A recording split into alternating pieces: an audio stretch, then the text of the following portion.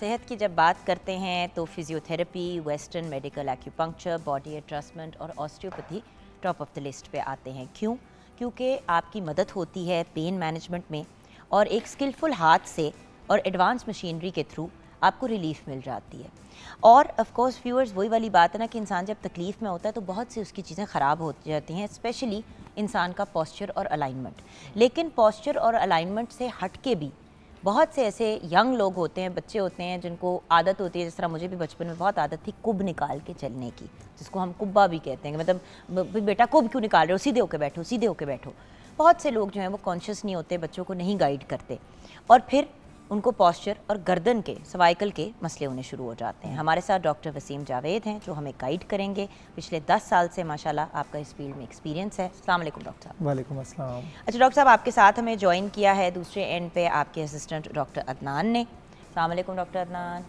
तो डॉक्टर अदनान अभी यहाँ पे बैठे हुए हैं, साथ में हम अब्दुल रहीम को इनवाइट करेंगे थोड़ी देर बाद जो आपके पेशेंट है। लेकिन आज का हमारा टॉपिक है posture and neck and back pain. Posture क्या चीज़ है? पोस्चर हमारी जिस्म की एक ऐसी शक्ल या ऐसी प्रेजेंटेशन है जिसमें हमारी हड्डियां और हमारे पट्टे जो हैं एक ऐसी शक्ल में, एक ऐसे अलाइनमेंट में रहें कि वो बिल्कुल सही पोजीशन में रहें।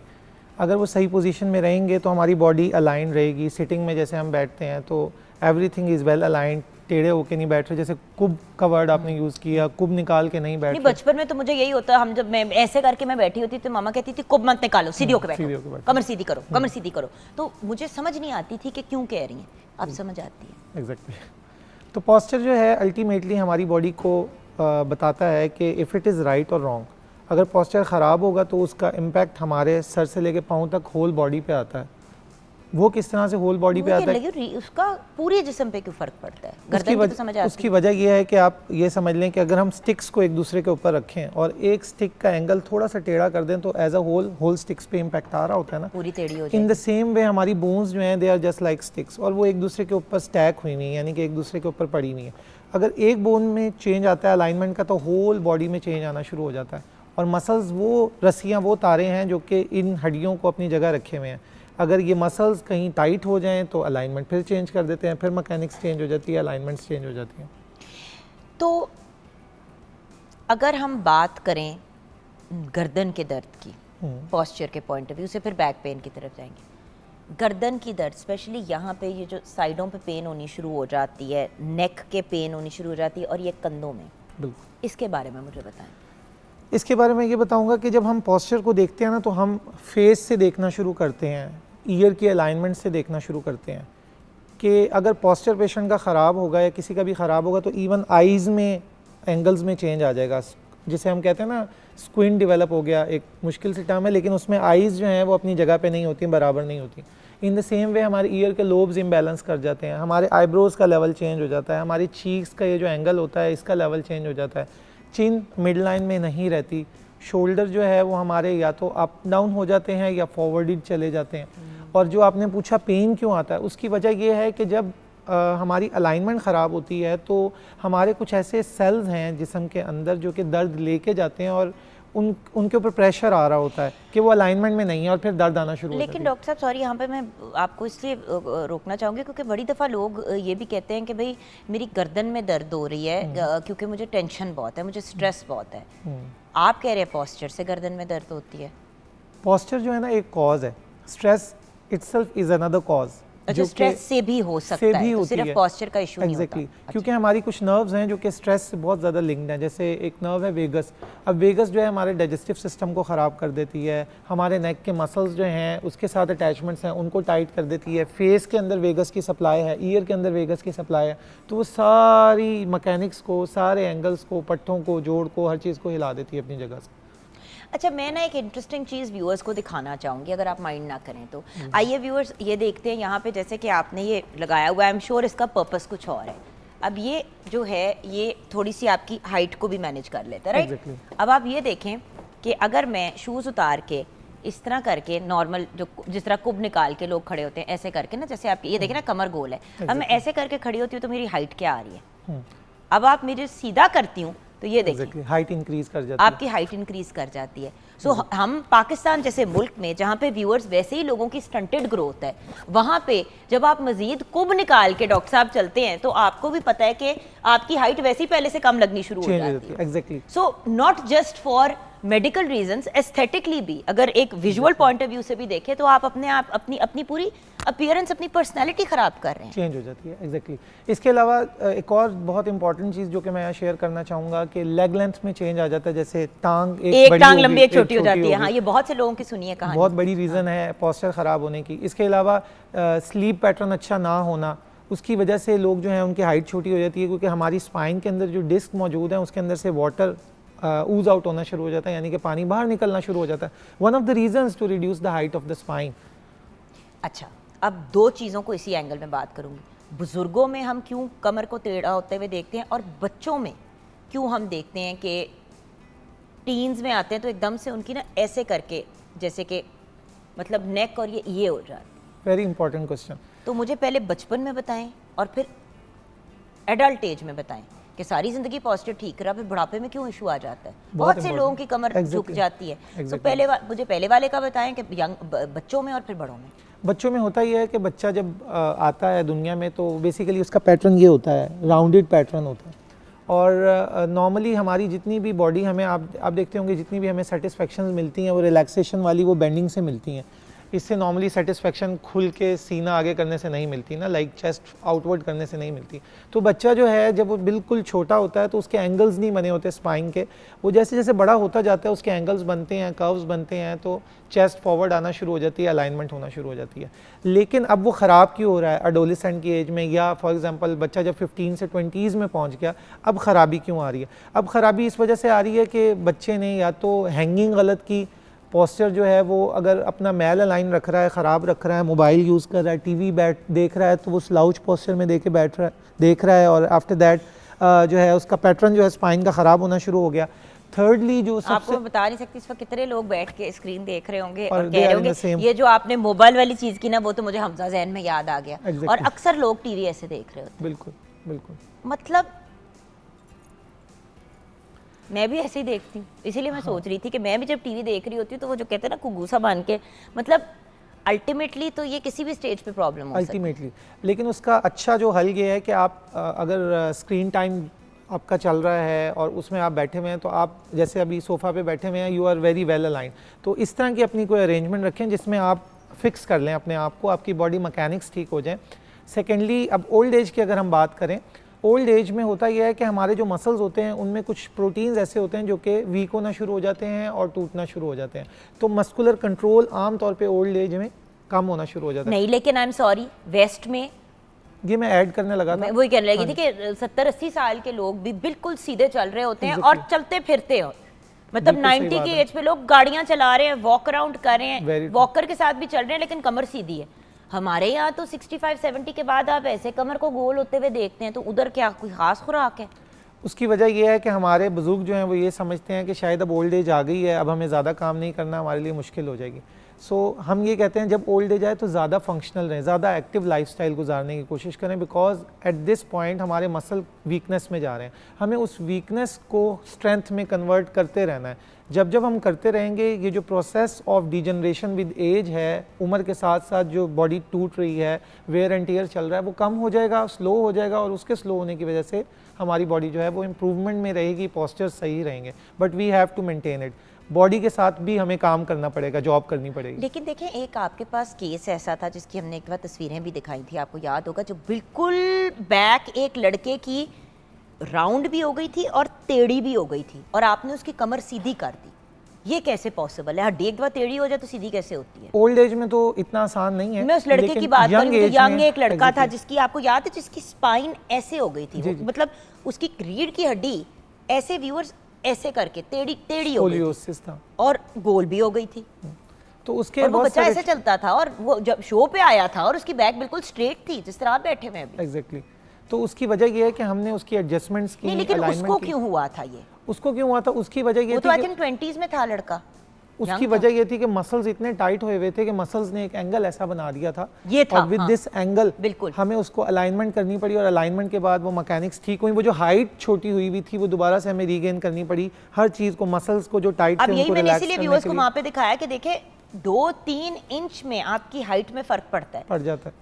स्पेशली जो शॉर्ट। अच्छा, ये 2 लोग होते हैं जो इस तरह से करते हैं, वो वैसे ही कॉन्शियस होते हैं, वो गोल कर लेते हैं। अच्छा, और जो बहुत टॉल लोग होते हैं, जो बहुत लंबे होते हैं, 6 फुट से ज़्यादा जिनकी हाइट होती है, वो इतने कॉन्शियस हो जाते हैं अपने इर्द गिर्द के लोगों की वजह से कि वो भी ऐसे चलना शुरू हो Rounded जाते चलना शुरू हो हैं। जाते वो भाई अल्लाह मियाँ ने आपको एक चीज़ से ब्लेस किया हाइट के साथ, आप सीधे होके चलें, और अगर आपकी छोटी हाइट है तो आपको और ज़्यादा स्ट्रेट होके चलना चाहिए, बिल्कुल, ना कि आप एड़ी वाली जूते पहनने शुरू कर दें। मर्द हज़रात भी अब आपको पता है वो शुरू हो गया। शूज़ आ गए हैं जिनकी एड़ी ऊंची होती है, ठीक है वो अपनी जगह है, लेकिन उसका क्या फ़ायदा अगर कमर गोल करके ही बैठना है तो आप। उसमें मैं एक चीज़ एडवाइस करना चाहूँगा अपने व्यूअर्स को, सबसे इम्पॉर्टेंट चीज़ कि नॉर्मली हम ये समझते हैं कि लोअर बैक को पुल करके हमने कमर सीधी करनी है तो हमारा पोस्चर सही होगा। This is not the right way. हमें जो मिडिल बैक है, मिडिल बैक ये कमर का दरमियान वाला हिस्सा, जस्ट इसको अगर हम फॉरवर्ड कर लें तो हमारी लोअर बैक भी अलाइनमेंट में चली जाती है और हमारी नेक भी अलाइनमेंट में चली जाती है। Let me share as an example, अगर मैं लोअर बैक को पुल कर रहा हूँ तो मेरी गर्दन वहीं है, अपनी जगह पे ही है, फॉरवर्ड डाउनवर्ड गिरी हुई है, लेकिन अगर मैं मिडिल बैक को करता हूँ आगे तो मेरी गर्दन भी पीछे चली जाती है। सो ट्राई करें अपनी मिडिल बैक को बस आगे रखें, और यानी कि सीने को थोड़ा सा आगे रखें, शोल्डर को थोड़ा सा पीछे रखें, आपकी पूरा पोस्चर स्पाइन का ठीक हो जाता है और अलाइनमेंट आ अच्छा जाता है। डॉक्टर साहब, और मिलती भी हैं अब चीज़ें ऐसी, एग्जैक्टली अब ऐसी चीज़ें आपको ऑनलाइन मिलती भी हैं जो आपकी बैक की अलाइनमेंट, आपके पोस्चर को ठीक करने के लिए होती हैं। वो लिटरली ऑलमोस्ट ऐसे होता है कि जैसे आपने इधर से चढ़ाया और उधर से चढ़ाया और बैक को वो आपकी थोड़ा सा पुल करके सीधा रखती है। तो 2, 4, 5 दिन आप उसको पहने तो उस थोड़ी सी आपको हैबिट भी बन जाती है फिर सीधे रहने। Very true. उससे पोस्चर करेक्शन बेल्ट कहते हैं, वो मिलती हैं, लेकिन they must be use temporarily, उसको परमानेंटली नहीं यूज़ करना चाहिए, क्योंकि जब हम एक एक्सटर्नल बाहर से सपोर्ट देते हैं जिस्म को फिक्स करने के लिए तो उसका नुकसान ये होता है कि हमारे जो मसल्स होते हैं वो काम करना छोड़ देते हैं, और एक एक्सटर्नल सपोर्ट बाहर वाली चीज़ हमारे मसल की जगह काम कर रही होती है। सो हमें ये करना होता है कि हम टेम्परेरीली उसको यूज़ करें और उसके बाद अपने मसल्स को इतना एक्टिव करें कि वो उसको फिक्स करना शुरू कर दें। बेल्ट में लाया अब देखिए ना, एक्सरसाइज का अपना एक फ़ायदा होता है, वेरी ट्रू, और लोग अंडरस्टैंड नहीं करते। ज़्यादातर अब आप ऑस्टियोपैथ, कायरोप्रैक्टर के पास जाएं, फिजियोथेरेपिस्ट के पास जाएं, इस कैटेगरी के किसी भी शख्स के पास जाएं तो आपको भी पता है डॉक्टर साहब, सबसे पहले ये कहा जाता है कि जी आप एक्सरसाइज कितनी करते हैं, और 99% लोग वर्जिश नहीं करते, और मसल आपके बिल्कुल ढीले हो जाते हैं। ऐसे ही, वेरी ट्रू। सो जिसको मतलब अगर हम चाहते हैं कि, देखिए मैं कल ये किसी को समझा रही थी बात, सारा आपने अपनी सारी ज़िंदगी इसी जिस्म में गुजारनी है, इस जिस्म ने बड़ा भी होना है, इसने ग्रो भी करना है, इसकी वेयर एंड टेयर भी होनी है। हम घर में पौधा भी लगाते हैं, जो कॉन्शियस लोग होते हैं वो उस पौधे के अंदर खाद भी डालते हैं, उसका ख्याल भी रखते हैं। हम अपने जिस्म को ऐसे इस्तेमाल करते हैं कि जैसे बिल्कुल ही ना कोई एक यूजलेस तरीन चीज़ है, इसका बेड़ा गर्क कर दे। इससे ज़्यादा बेहतर ख्याल तो हम अपनी गाड़ियों का, अपनी मोटरसाइकिलों का, अपने घर का रख लेते हैं। ऐसे ही घर को पेंट करा लिया, ये करा लिया, डेंटिंग पे, मैं इसलिए तो कहती हूँ अपनी डेंटिंग पेंटिंग बड़ी ज़रूरी होती है, जिसमें उसमें पेंटिंग वाला जो हिस्सा है वो एक्सरसाइज करना है। Very true. अच्छा, अच्छी खुराक का पोस्चर से क्या ताल्लुक है? अच्छी खुराक का बहुत ज़्यादा ताल्लुक, इनडायरेक्ट ताल्लुक है लेकिन है, हाँ बहुत ज़्यादा ताल्लुक है। उसकी वजह यह है कि आपके बॉडी को न्यूट्रिशन चाहिए कि वो हेल्दी रहे। अगर वही बात है जो मैंने पहले बात की, प्रोटीन्स ब्रेक डाउन हो रहे हैं, अगर हम ऐसी डाइट लेना शुरू कर दें कि प्रोटीन्स ब्रेक डाउन ना हो तो हमारी हेल्थ वैसे ही इंप्रूव होना शुरू हो जाती है। हम एक टर्म यूज़ करते हैं लॉन्जिविटी की। लॉन्जिविटी होता है कि ज़िंदगी के जो आखिरी साल आप एक्सपेक्ट करते हैं, लंबी रेस का घोड़ा बनना है। हाँ, और उसमें आप जो है ना इतने मजबूत हों कि आपकी बॉडी ख़राब ना हो। तो आजकल लॉन्जिविटी पे पूरी दुनिया में काम हो रहा है और पाकिस्तान में भी बहुत तेज़ी से काम हो रहा है। एवरीवन इज़ ट्राइंग नाउ कि अपनी बॉडी को लास्ट फेज़ में किस तरह का रखना है, उसके लिए लोग वर्क कर रहे हैं। देखिए, इतनी टेंशन होती है अपने फ्यूचर की कि यार हमारी रिटायरमेंट सुकून से गुजरे, कि रिटायरमेंट के बाद कोई टेंशन ना हो, अपना घर होना चाहिए। भाई अगर ये सारी चीज़ें, आपको दुनियावी चीज़ों की इतनी टेंशन है तो आपकी बॉडी में आपने सारी ज़िंदगी गुजारनी है, और अल्लाह माफ़ी दे, दुनिया से रुखसत हो जाना तो एक तरह से एक ब्लेसिंग है, इस लिहाज से कि चलो आप चले गए अपने रब के पास वापस। इस दुनिया में रहते हुए बेड पे पड़ जाना या चलने फिरने से भी जाना और फिर 20-25 साल अजियत में गुजारना, ये किधर की अक्ल है? खैर, इस नोट पे हम ब्रेक की तरफ जाएंगे। अगर आपके पोस्चर के इश्यूज़ हैं, स्पाइन के इश्यूज़ हैं, तो डॉक्टर साहब हमें ब्रेक के बाद गाइड करेंगे बाकायदा चीज़ें देख के। ऑफ कोर्स डॉक्टर अदनान भी हैं हमें हेल्प करने के लिए, एंड हमें ज्वाइन करेंगे अब्दुल रहीम जो हमारे पेशेंट हैं उनसे रिलेटेड आप हमें गाइड भी करेंगे, ताकि आपको एक केस स्टडी के साथ हम गाइडेंस दें। अब्दुल रहीम ने अब हमें ज्वाइन किया है ब्रेक के बाद। डॉक्टर साहब, आपकी इजाज़त से सबसे पहले तो मैं अब्दुल रहीम दिखाना चाहूँगी हमारे व्यूअर्स को। व्यूअर्स, अगर आप उनको देखें फ्रंट से तो आपको नज़र आएगा कि उनका जो लेफ़्ट शोल्डर है, ये देखें लेफ़्ट, बेटा मैं एक सेकेंड आपके पास आ रही हूँ, ये देखें ये वाला इनका शोल्डर जो है वो डाउन है। पॉस्चर ठीक होने का मतलब डॉक्टर साहब सिर्फ ये तो नहीं है कि आपके यहाँ से बैक स्ट्रेट हो। एक्चुअली पॉस्चर का मतलब है आपकी पूरी बॉडी की अलाइनमेंट सही हो। तो ये बात जहन से निकाल दें कि सिर्फ अगर आपकी कमर गोल हुई भी है तो आपका पॉस्चर गलत है। मेरा भी ये बहुत इशू है कि मैं अपना एक साइड हमेशा गिरा देती हूँ शोल्डर की, तो अपने आप को सीधा रखना एक इम्पॉर्टेंट चीज़ है। अच्छा, अब आप हमें स्टेप बाय स्टेप डॉक्टर साहब लेके जाएं। सबसे पहले हम पॉस्चर ग्रिड में जाते हैं। इस ग्रिड का फ़ायदा ये है कि हम इनको देख लें कितनी मेल अलाइनमेंट है। आप प्लीज़ इधर आ जाइए। जैसे ये अभी खड़े हो गए हैं तो हम कैलकुलेट कर सकते हैं इसमें इस इंस्ट्रूमेंट पे, और ये देख सकते हैं कि कितना डिफरेंस आ रहा है। और एंड आफ्टर दैट जब हम इनको ट्रीट कर सकें, ये देखें ना, यहाँ पे इनका शोल्डर ये सीधा है, इस शोल्डर को देखें तो आपको यहाँ पे नजर आ रहा है ये, ठीक है ना। तो ये एक इम्पॉर्टेंट चीज़ है व्यूअर्स ऑब्जर्व करने को, जिससे हमें ये पता लग सके कि क्या चेंज आ रहा है। इनका हाथ जो है वो किधर तक लेग तक पहुंच रहा है, is it in the right balance. फिर इसी तरह जो इनकी हिप का पॉइंट है, जाहिर ही एक बाजू नीचे जाएगा तो देखें ना कि अब लेफ्ट वाला बाजू ज़्यादा नीचे भी है। बिल्कुल बिल्कुल।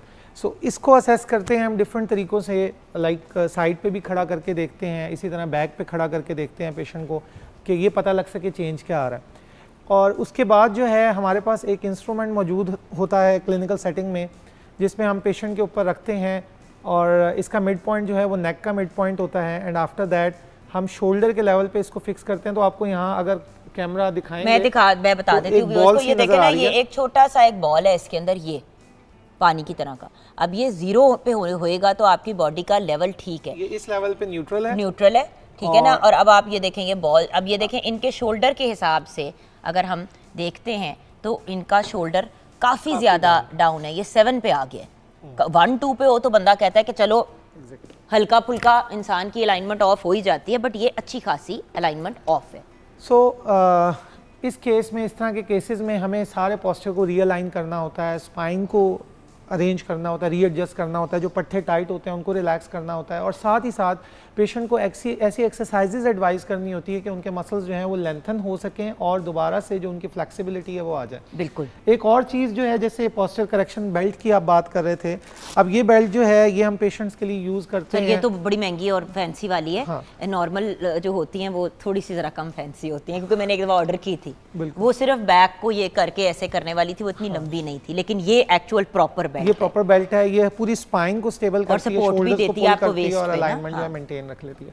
और इसके लिए हम जो एक्सरसाइजेज नॉर्मली एडवाइस करते हैं, हमारे पास नॉर्मली जो घर में भी हम कर सकते हैं, वो ये है कि कुछ बैंड्स मिल जाते हैं बाज़ार से, हम लोगों को गाइड कर सकते हैं कि ये जो राउंडेड शोल्डर्स हैं, अगर आप पुल करें इन बैंड्स को आउटवर्ड्स तो अल्टीमेटली शोल्डर के मसल्स पे लोड इस तरह का आता है कि पोस्चर, ये जो शोल्डर का लेवल है, क्योंकि आपका शोल्डर पीछे जा रहा है ना, तो ये देखें, ये आपको बहुत सस्ते में बड़े आराम से मिल जाते हैं। और व्यूअर्स, इससे आपके बाइसेप भी स्ट्रांग होगा और आपका ट्राइसेप भी स्ट्रांग होगा। एग्जैक्टली, बाइसेप, ट्राइसेप, नेक के मसल्स, बैक के muscles, all of the muscles are engage. हर चीज़ जिम जाके करनी भी ज़रूरी नहीं होती है, घर की इसी तरह ये बैंड्स मिल जाते हैं इजीली बाजार से, हम इन बैंड्स के साथ एक्सरसाइजेस कर सकते हैं। और इसके बहुत सारे पैटर्न्स हैं एक्सरसाइज करने के, जैसे एक आपको नज़र आ रहा होगा वही सेम शोल्डर का पैटर्न है। और हम मज़ीद एक्सरसाइजेस ये कर सकते हैं, जैसे कई लोग जो हैं उनकी नेक फॉरवर्ड चली जाती है, तो हम इसको रैप करते हैं, सर के पीछे होल्ड करते हैं और पेशेंट को कहते हैं कि जी हल्का सा पीछे पुल करें, ताकि जितने ये हमारे बैक के मसल्स हैं, सर्वाइकल पे भी बड़ी हेल्प करता है ये। एग्जैक्टली सर्वाइकल पे बहुत हेल्प करता है। In the same way back के ऊपर हम ये रख सकते हैं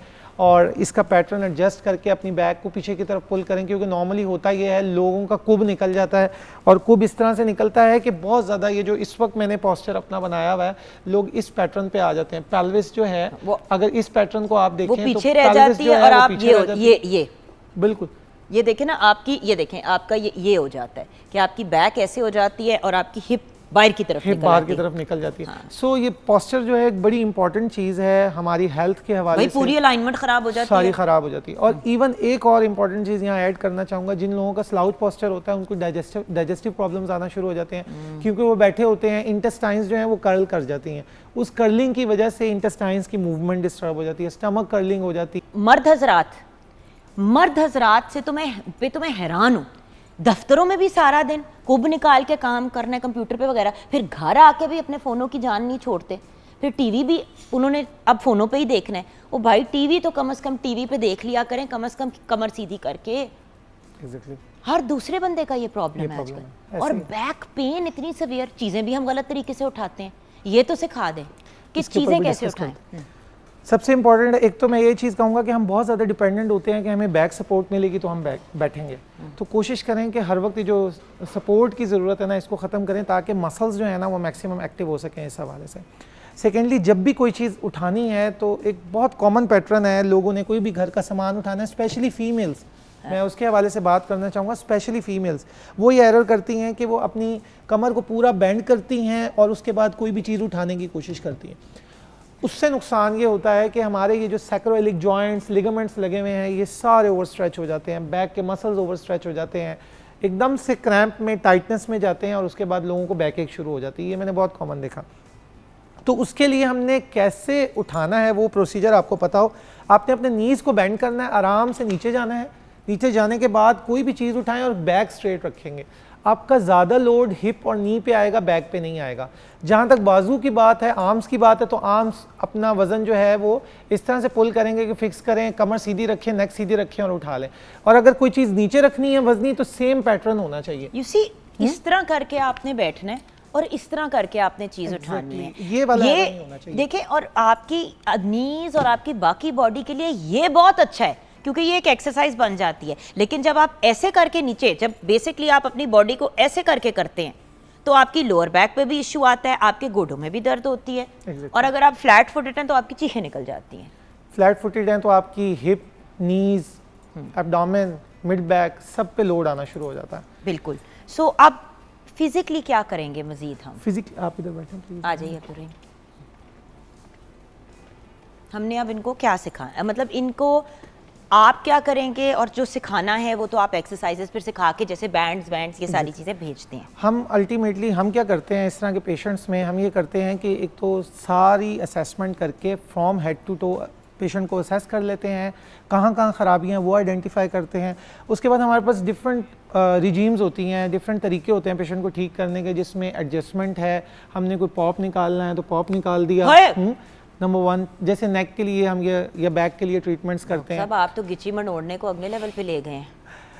अलॉन्ग विद दैट इसके साथ साथ हम जो है मसल्स चूँकि टाइटनेस में चले जाते हैं तो उनको लूज़ करने के लिए हमारे पास इक्विपमेंट्स मौजूद होते हैं, स्ट्रेचिंग एक्सरसाइजेज होती हैं। मिसाल के तौर पे जैसे इनका अभी लेफ़्ट साइड बहुत ज़्यादा टाइट है तो इनके जो साइड के मसल्स हैं जिस पे मैं हाथ फेर रहा हूँ ये बहुत ज़्यादा टाइट हैं।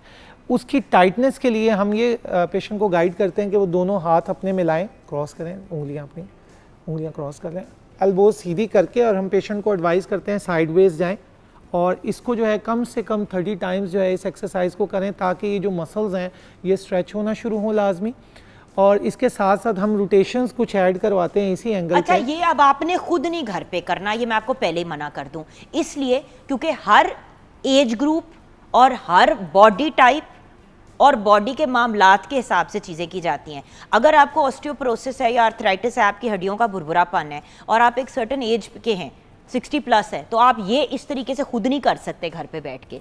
इसलिए प्लीज़ 1 दफ़ा 2 दफ़ा किसी प्रॉपर ऑस्टियोपैथ, कायरोप्रैक्टर, फिजियोथेरेपिस्ट, मतलब आपका जो असेसमेंट होना बहुत ज़रूरी है इसमें, और वो फिर आपको खुद बताएंगे कि आपने क्या करना है। व्यूअर्स, इतने पैसे हम खर्च करते हैं इमरजेंसी में जा के गोलियां फकने के लिए, वो आपको सिर्फ उस वक्त की रिलीफ देती हैं, वो लॉन्ग टर्म सोल्यूशन नहीं है। वो सिर्फ मसले को, जैसे कि होता है ना कि यहाँ पे फलां चीज़ टूट गई तो उस पर आपने थोड़ी सी अल्फी लगा के उसको जोड़ दिया, नहीं, आपने उसको फिक्स करना है, वरना वो बार बार आपको तंग करेगी और हर बार ज़्यादा शिद्दत से वापस आएगी। ऐसे अगर हम राइट एक्सरसाइज नहीं करते, जैसे अब इनके केस में टाइटनेस बहुत ज़्यादा थी इस साइड पे, तो उस केस में प्रॉब्लम ये होती है, अगर पेशेंट बाय मिस्टेक इसी एंगल पे एक्सरसाइजेज शुरू कर दे तो ये जो एंगल ख़राब हुआ है ये और ख़राब हो जाता है, टाइटनेस इंक्रीज कर देती है, क्योंकि पट्टे जो हैं हमारे वो मजीद टाइटनेस में चले जाते हैं। क्योंकि उस साइड से हम जब कर रहे हैं तो हम चीज़ को उठा रहे हैं, अगर आप उस चीज़ को करेंगे तो वो कंधा और उठ जाएगा राइट वाला, तो मसला पड़ जाएगा। और स्पाइन जो है ना उसके अंदर इतनी फ्लेक्सिबिलिटी होती है, अराउंड 50+ बोन्स हैं जो कि हमारी स्पाइन के साथ अटैच हैं, कनेक्शंस हैं। तो ये जो बोन्स इतनी ज़्यादा अलाइनमेंट में मौजूद हैं, अगर एक बोन में भी मैल अलाइनमेंट आ जाए तो होल स्पाइन में उसकी वजह से चेंज आना शुरू हो जाता है। सो कीप इन माइंड कि हमें सुपरवाइज्ड यानी कि डॉक्टर के साथ चेकअप करवाना ज़रूरी है। हाँ, बेसिक लेवल के ऊपर आप घर में मसाज कर सकते हैं, आप वॉल स्टैंडिंग कर सकते हैं। मिसाल के तौर पे ये एक दीवार है, आप दीवार के साथ खड़े हो के अपनी बैक, अपने नेक को, अपने शोल्डर्स को करीब करके दीवार के साथ खड़े हो। आपको तो खैर उसके साथ लगने की भी ज़रूरत नहीं है, आपकी कमर इतनी सीधी है कि हम देख के परेशान हो जाते हैं। तो उसको आप कम से कम 5 मिनट्स के लिए एटलीस्ट या 4 मिनट्स के लिए होल्ड कीजिए, रोज़ाना एक प्रैक्टिस कीजिए, इससे आपके पोस्चर जो है उसमें अलाइनमेंट आना शुरू हो जाएगी। अच्छा डॉक्टर साहब, इसी चीज़ को मद्देनज़र रखते हुए और कोई ऐसी चीज़ स्पेसिफिकली पोस्चर से रिलेटेड जो आप गाइड करेंगे? जैसे वो गन जो है आपके पास, ये एक बड़ी ही मतलब ये आपने बड़ी दफ़ा हमारे शो पे यूज़ भी की है, तो कुछ मुझे इसके बारे में बताएंगे? ये गन जो है मिसाल के तौर पे अगर मैं बात करूं, वर्टेब्रा है या फॉर एग्जांपल एक जॉइंट है, मस्कुलर एरिया में हम इसको इस तरह से प्लेस करते हैं कि हमने जॉइंट या वर्टेब्रा को अलाइन करना है। अब वर्टेब्रा को अलाइन करने के लिए आपको एक फोर्स फील हो रही होगी स्पेसिफिक। अब अच्छा, आपने किया है ना, तो पूरी बॉडी में पूरी बॉडी में चेंज है। समझने वाली बात यह है कि अगर फॉर एग्जांपल कोई भी 2 स्ट्रक्चर्स हमारी बॉडी में, उनमें अलाइनमेंट ख़राब है, पीछे की तरफ आके फिक्स हुआ हुआ है, तो ये जो इंस्ट्रूमेंट है ये उसको अपनी जगह पे ले जाता है। ठीक है। पोस्चर जो ख़राब हुआ है किसी वजह से, फॉर एग्जांपल ये फॉरवर्ड नेक पोस्चर है जिसकी वजह से गर्दन पे बहुत ज़्यादा दबाव आ रहा है, तो जैसे ही हम ये इंस्ट्रूमेंट रखते हैं पेशेंट के ऊपर तो ये अलाइनमेंट उसको करना शुरू कर देता है, यानी कि उस वर्टिब्रा को अपनी जगह पे आगे ले जाता है। So this is the whole process of handling this thing. हमारे पास मल्टीपल इंस्ट्रूमेंट्स होते हैं, उनमें से ये कुछ इंस्ट्रूमेंट्स हैं जो कि हम यूज़ करते हैं। टेपिंग भी करते हैं। Exactly, taping is one of the treatment approaches. अब टेपिंग में होता यह है कि मिसाल के तौर पे हमारी वही नेक के कुछ मसल टाइट हैं, तो हमारे पास इसमें एक ऐसी ऑप्शन होती है कि हम मसल को रिलैक्स कर सकते हैं। So we apply the tape on the patient, और जैसे ही हम उसको अप्लाई करते हैं वो जो टाइट मसल होता है वो रिलैक्सेशन में चला जाता है। और ये तो अक्सर मैंने देखा है कि अगर आपके पाँव में चोट लगी हुई हो, या आपके पाँव स्प्रेन्ड हो, या आपके कोई भी ऐसे बॉडी का एरिया हो, हाथ चात पे हो, तो उस पर भी टेपिंग की जाती है। बिल्कुल। और स्पोर्ट्स में तो ये बहुत इस्तेमाल होता है। स्पोर्ट्स नॉर्मल बंदों पे बहुत होती है, सिर्फ स्पोर्ट्स में नहीं, हर जगह अब यूज हो रही है, पहले तो होती है सिर्फ स्पोर्ट्स में होती है। You are absolutely right. वो ब्लू टेप भी अब आ गई है, रेड भी आ गई है, ये मतलब डिफरेंट कलर्स की टेप से डिपेंडिंग ऑन कितनी आपको स्ट्रॉन्ग वो लगा, ये right? Exactly, you are absolutely right. और इस टेप का पूरा एक मैकेनिज्म ऑफ ट्रीटमेंट है, और ये use as a sole treatment नहीं होती, लेकिन as a supportive treatment use होती है। जब हम ट्रीट कर दें और उसके बाद टेप लगाएं तो वो उस प्रॉब्लम को रिकवर रखती है, पेशेंट की जो ट्रीटमेंट है उसको मेंटेन रखती है, खराबी वापस ना आए।